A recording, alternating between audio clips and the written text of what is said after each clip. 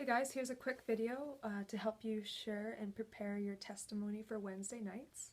Thank you so much for being able to do this. I know it's a little bit scary and it's a bit of an undefined process, but I think that you'll find it quite exciting and encouraging and healing as you look back to see how Jesus has worked in your life, and it encourages you and it also encourages others as you share. So remember that the goal of preparing your testimony is not to memorize it or give it verbatim, but to help you put into words some of the important, interesting details of your conversion and experience of faith so far in life. Also, don't feel forced to share anything that you don't want to, and remember that it's not a competition or a comparison for who shares what, or if this struggle was more important than that person's struggle. It's all about glorifying God and giving glory to what He's been doing and how He's been breaking free in your life. So a couple things is remember the length and focus. Keep it to about 3 to 5 minutes long. Take time to read over it and go for it. Go over it before you come to Wednesday nights. Ask yourself, from what perspective are you going to be sharing your testimony? If you became a Christian later in life, you may want to share about the distinct difference that you had before you knew Christ to after you knew Christ. If you've been walking in faith for a while, or you grew up in a Christian home, then feel free to share about your journey and allowing Jesus into your struggles, as well as maybe just the process in making faith your own. In either of those directions that you choose, remember to draw on how and when Jesus intervened.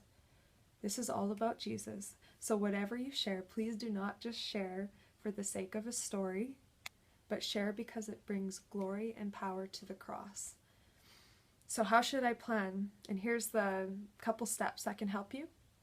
And it's before, when, and how, and then after. So it's before, whether it was a situation or the lifestyle that you were living in. How? So how did Jesus intervene? How did He come through and what did He do? And then the after. What impact? How did He free you up to just enjoy life more? So I'm going to share with you guys my brief testimony. I focus just on an aspect of my life. Again, and you can be more general or you can be more specific. So I'm going to do the before, when, and how, and then after. So before. When was your life? What was your life like before you met Jesus?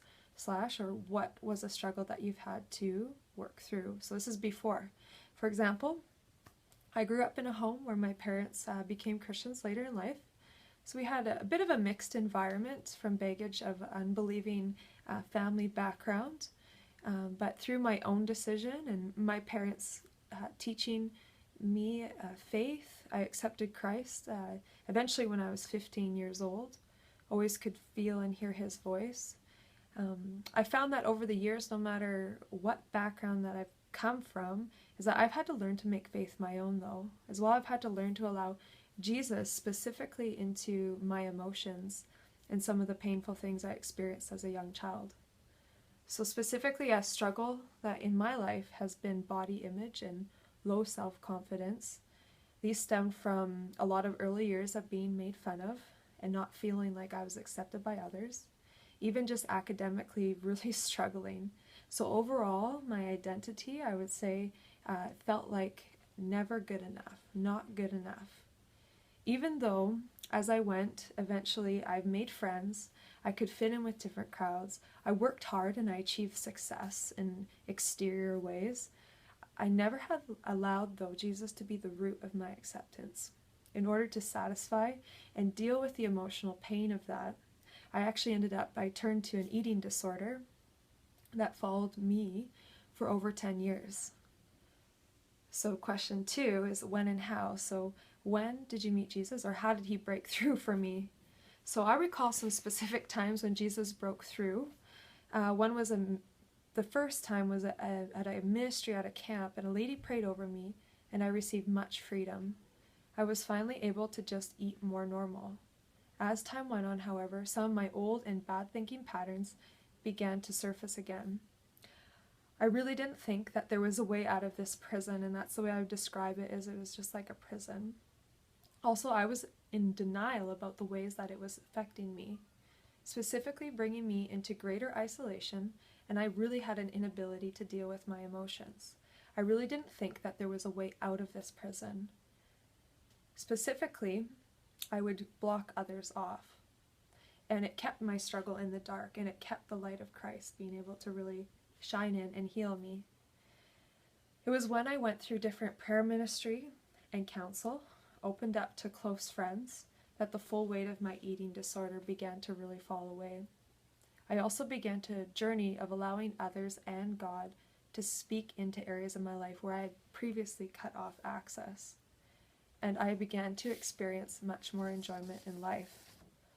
And I will never forget the verse as Matthew 4:4. It says, when he was going through the desert and Satan was tempting him to just do things, to not obey his Father's will. And Jesus responded to Satan. He said, it is written, man shall not live on bread alone, but on every word that comes from the mouth of God. And at the time when I was struggling with an eating disorder, for me not to be relying on food or the lies that Satan was feeding me, it was impacting to hear that. It's like I go back to the Word of God. I rely on His Word, for that's where it comes from. That's where my life is. And this taught me to go back to the bread of God as my fuel and my self-identity, especially when I feel those negative voices creeping in, that I would live on every word from His voice. So after, what has your life been like since you came to know Jesus? Or how did He break through for me? I have noticed a profound difference in the way I look at myself, as I believe that I'm loved, and I believe other people are loved. And never then before had I actually been able to see the beauty of life. I remember driving down a road and just looking at the trees and the grass and the sun and saying that God made it beautiful, but previously I'd never been able to enjoy the beauty because I thought I was not good enough, or I was so trapped in those lies. So I didn't realize how my eating disorder hid my ability to see the beauty or suppressed my ability to receive it. But as God's freed me up, I've been able to enjoy life so much more. So I'm excited to continue my experience of experiencing God's love and walking in His acceptance, as well excited to see the way my testimony can bring healing to other people. And already I've been blessed that God has brought people into my life that I've been able to help, because specifically He's freed me up and given me capacity to share His life. So that's a bit of my testimony. Hopefully that gives you guys some structure and help. Remember, your story is not a definitive final thing. It will go on and change. You're not saying you are perfect. I recognize the battle we face, but I pray that we can support each other in deeper ways as we journey through life. Blessings as you prepare your testimony and share what God has been moving and growing in all ways of your life. Bye, guys.